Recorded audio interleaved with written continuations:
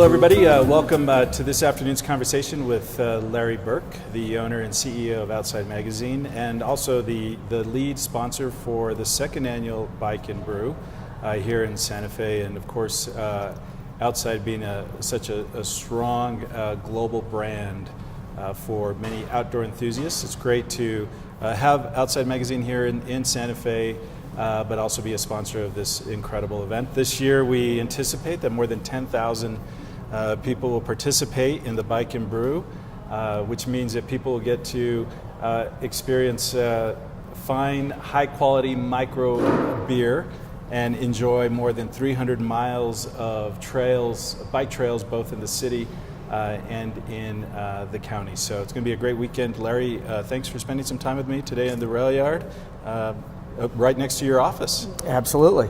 So, I think to get started, I'd like people to know the story of Outside Magazine, and really when they see Outside, many of them will go to their local newsstand and pick it up, or they'll see it in an airport and they'll pick it up. But I don't think a lot of people know just how many countries you're in, and certainly how many publications you do on a monthly basis. Well, thank you for being here, Mr. Sure. Mayor. Thank you for allowing me to join you to be here. Outside, we're almost 40 years old right now, and I moved the company to Santa Fe 20 years ago, and since then we have expanded into a lot of other fields. The internet wasn't even something we all thought about when we first moved here, and our online business has really blossomed since moving to Santa Fe. We've got a lot of young people right over here in the rail yard, as Javier was saying, and they've all come to pursue an active outside lifestyle, as well as to work for outside. So it's been really rewarding in that sense. Outside, not many people know what our total audience is, but we have over 2.5 million people reading Outside every month. We have millions more every day going to Outside online. Outside television now is in 40 million homes. Of course, we can see it right here in Santa Fe if you have Comcast or Dish as your provider. We just started a company called Outside Go, which is an adventure travel company headquartered in our building here in the rail yard. And we offer incredible trips all over the world, doing a lot of very custom things for our clients in that regard. And we just started a new company called Outside Media Productions, which we're now doing video production for many of our advertising clients. Outside is also has a presence in China, in Brazil, in Scandinavia, in Argentina, in Chile, and we're working with some groups in Australia and New Zealand, as well as Germany right now to start Outside there. So it's really been a great experience. We haven't skipped a beat since we moved here 20 years ago, which was a little scary because we were in Chicago before, and it was a big city, a huge labor market, kind of one of the media capitals in the country. And when we decided to pick up and move to beautiful New Mexico, we really didn't know what was in store for us. We just kind of took a chance, and personally, as I've talked to you many times before, Javier, it was an emotional. It was a very passionate and emotional decision on my part. I just loved it when I first came here to Santa Fe. In fact, it only took me 36 hours to make the decision once I came here, and I'd never been here before. Right. So, that says a lot, I think, about what the state and the city has to offer. I'm Tim Fowler, and I am past president and current club ambassador for the Santa Fe Fat Tire Society.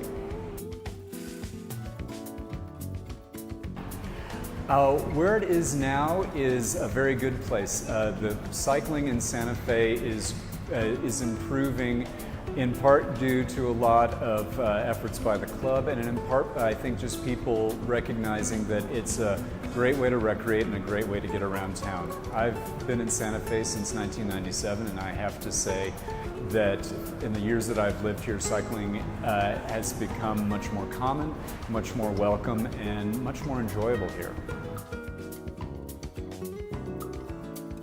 We're building a whole lot of trails and maintaining the ones that we already have. The club just recently finished a flow trail, and the easiest way to describe a flow trail is it's a dirt roller coaster for bikes. And that trail is a mile long. It's in the La Tierra Trail System, and we just named it Hustle and Flow.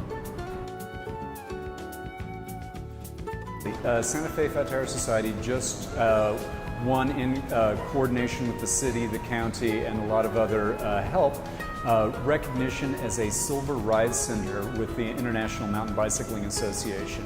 And there are approximately 10 other silver level ride centers in the world, and that includes places like Jackson Hole, Wyoming, and there's only one gold ride center, and that's Park City, Utah. So we know that we have a lot of work to do to get to a gold ride center status, and things like the Flow Trail, which is a bicycle specific trail, that kind of infrastructure, that kind of recreational resource is what is required to get to that next level.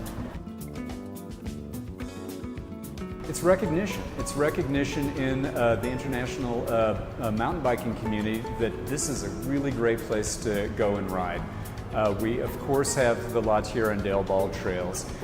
We have a lot of trails in the National Forest, like the Windsor, Chamisa, Borrego, and Barawalla, that have been around for years, and that the club and other trail building and maintenance organizations are working to maintain and improve. And we just have those great resources that we're trying to build on. Well, my great hope for the outdoor scene in Santa Fe is something that's called the Grand Unified Trail System.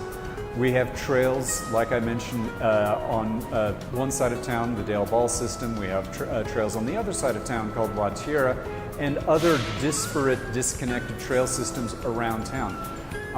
My goal and what I'm working toward is to connect those trails with natural surface, what we call single track trails that are accessible to cyclists, to hikers, bikers, walkers, and equestrians. And we are getting rolling at what we're calling the GUTS plan to make that a reality.